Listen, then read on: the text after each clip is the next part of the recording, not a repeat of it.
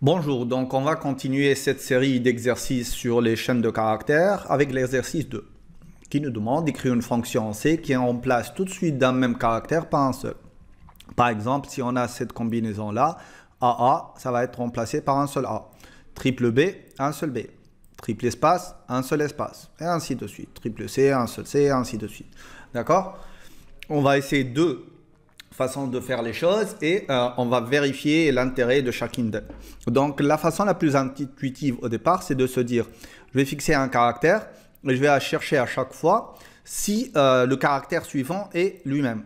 Donc si c'est le cas, on va faire quoi? On va décaler tout ce tableau-là et on va le mettre ici. Donc pour faire un tel décalage, réellement ça devient faire à quoi? À une copie de toute cette chaîne-là vers cette partie-là.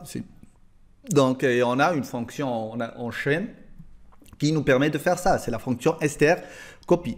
D'accord? Donc, on va aller écrire tout ça. Donc, on va faire int main. Donc, ici, on a besoin d'une fonction qui s'appelle delete. On va faire un void delete successive occurrence. D'accord? Ok, et donc là, elle va prendre quoi en paramètre? Juste la chaîne de caractères. Donc ça va être car étoile pour dire l'adresse du premier caractère de notre chaîne S. Ok? Et on va commencer. Donc on aura à faire quoi ici? Tant que on n'a pas atteint, pardon, la fin de cette chaîne-là, donc i inférieur à strlen de S. En fait, ici, il faut se dire qu'à chaque fois, on vérifie le caractère actuel avec tout ce qui suit. Donc, on n'a pas à chercher dans le dernier caractère. OK? Oh, pardon, je ne sais pas ce qui m'arrive avec ce clavier. Voilà, ça marche. Là, donc, on a besoin de déclarer un entier i qui va être égal à 0. Ici, pourquoi j'ai utilisé une boucle while et non pas un for? J'essaie de m'acclimater à ce qu'on a vu dans la partie algorithmique. C'est-à-dire que là, on ne connaît pas le nombre d'itérations puisque ça va diminuer à chaque fois. Ce qui fait que je vais garder tout ça. Après, je vais lui dire quoi? À chaque fois que tu trouves que quoi? Que S de I est égal à S de I plus 1.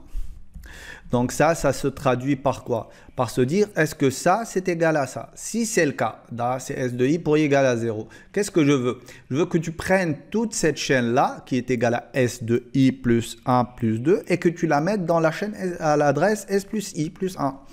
Donc ici, on va lui dire, si on a ça, eh ben on va faire quoi? On va aller faire un str copy. Str copy, c'est destination source. C'est la destination, c'est S plus I plus 1. Et va me récupérer la chaîne qui se trouve dans S plus I plus 2. Et à chaque fois que c'est égal, tu vas faire la même chose. Et à la fin, si tu sors d'ici, eh ben, tout simplement, tu vas faire un I plus plus. Voilà. Ça, c'est le code. Donc ici, on va commencer, on va juste créer une chaîne S de 100 et on va tester l'exemple qu'on a dans l'exercice. Cet exemple-là, c'est A, B, C / 0. On va essayer de voir si le copier-coller marche. Voilà, mais il y a des espaces, on va les diminuer. Donc A, B, je pense que si je l'avais écrit, ça aurait été plus rapide.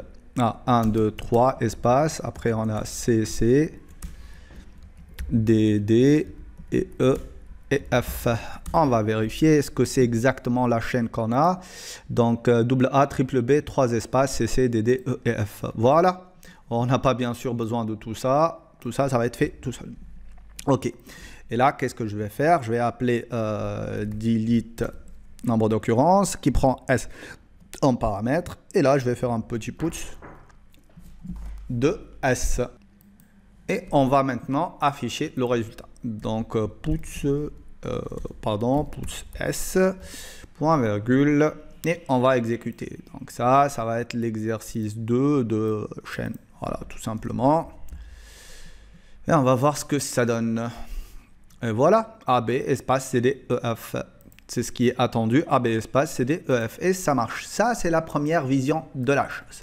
Sauf que là, on fait beaucoup d'appels à la fonction str copy. Ce qui est pas très optimal comme appel de fonction et comme traitement, parce que réellement, il va faire un décalage à chaque fois.